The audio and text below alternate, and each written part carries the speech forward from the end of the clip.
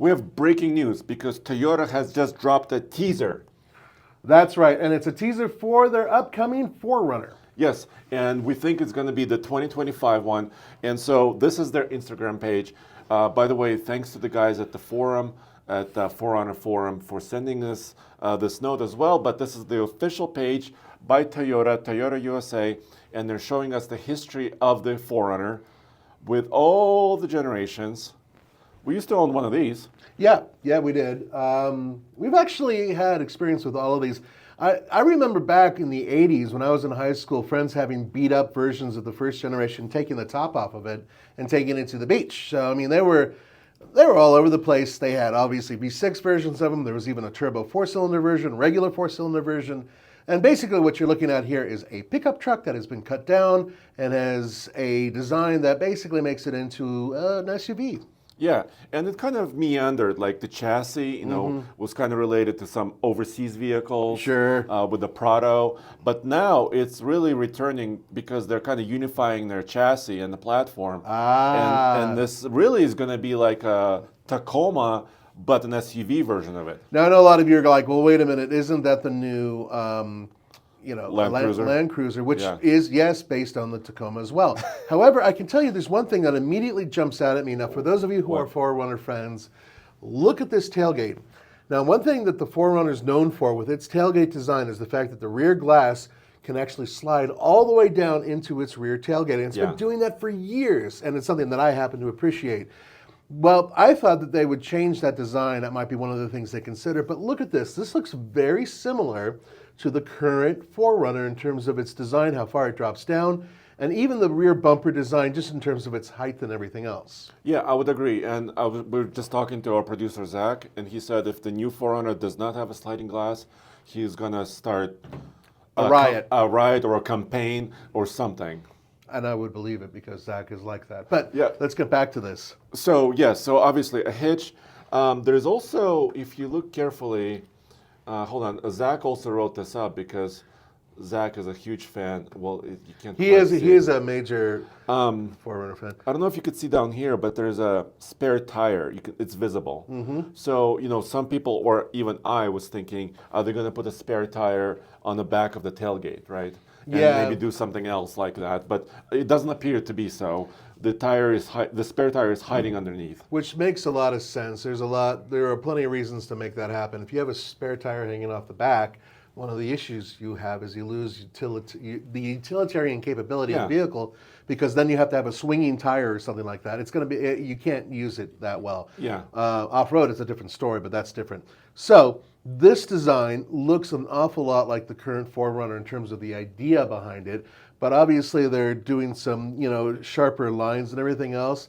And we've seen some other 4Runners out there on the highways and whatnot with certain images. And I think that between what we've seen and what we're looking at here, I think the shape will be very familiar, but the underside will be the big deal.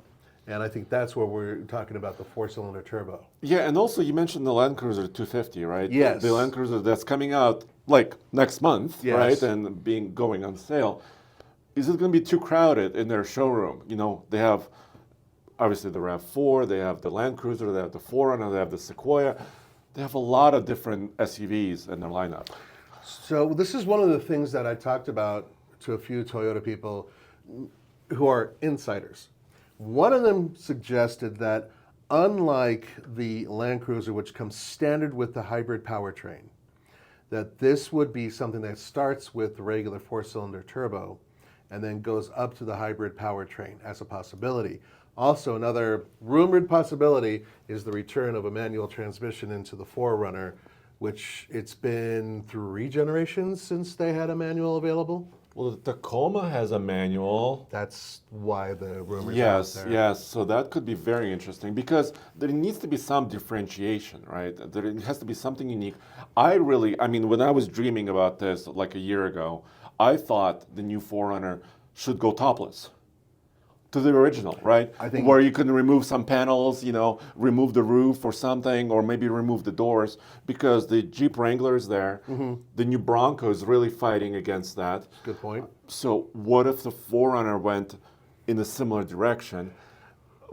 But I don't. That's a bold statement. But I think Toyota is a little bit too conservative, and the current 4Runner works. Yeah. It works. Well, obviously it works. Yeah, I mean, I mean, by works, I mean it sells. Yes. So your idea, not bad. I would love that, and I think that would give them a competitive edge because they haven't been doing that for a while. But you have to look at another thing, pricing. So right now we know for a fact that the Land Cruiser is going to have a starting price in the low to mid $50,000 zone. Now, what that means is they need to fill something between the RAV4 and the Land Cruiser, meaning that right now. Yeah, let's take a look. Yeah. Exactly right. So the RAV4 starts at around $29,000. The Land Cruiser currently, the new one, starts at about 56-ish. The current 4Runner, the current generation, starts at about 41-ish. So that's where I think. So there's space between there. Exactly, and I think that that's either where it needs to start, or perhaps even a little bit less. Obviously, we would all like it to be less expensive, but if Toyota can match that pricing, then they fill the gap between the RAV4 and the Land Cruiser. And they still have, all the possibilities of all the trim levels, right? They can start with the SR or SR5. They can do the limited editions, the luxurious ones. Right. They could do Tier D Pros, right? Tier D Off-Roads. They can go anywhere with this. They could. So the question, of course, is, well, how much different will it be from the Land Cruiser? I think that's a major one. And I suggest that it will be just a less expensive Land Cruiser in some ways, and possibly a little bit smaller. Yeah. So, and probably two-row, too. I mean, I'm willing to bet that would be because the case. Land Cruiser, well, there's also the GX Lexus. Well, see, and that's what I bet you a lot of you guys are like, well, what about the GX? Because the GX really is kind of taking the reins from the current, well, sort of current Land Cruiser in terms of three-row. Yeah, the right? 200 series. Yeah, right? it has the twin turbocharged V6, a much more powerful vehicle.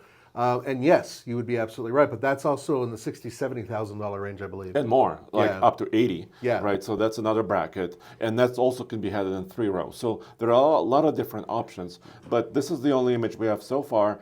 Some people pointed out that the license plate may mean something, LUS 282. The forum, some people on the forum are saying that lands United States in 282 days. Well, because Toyota is known to use some coding, in some of their images, but that means January 2025 as production. So it's possible. It is possible. Because this January, the new Tacoma came out, really, Right. or February. So it is possible it comes out in January of next year. That is a really good point. One final point to make is that this is 40 years. So it's been 40 years since the very first, at least in the United States, the 4Runner. And that means That's a big anniversary. Exactly, a big anniversary. And Toyota's all about that. They really like anniversaries, and they like having, well-rounded years and everything else. So this makes a lot of sense to us.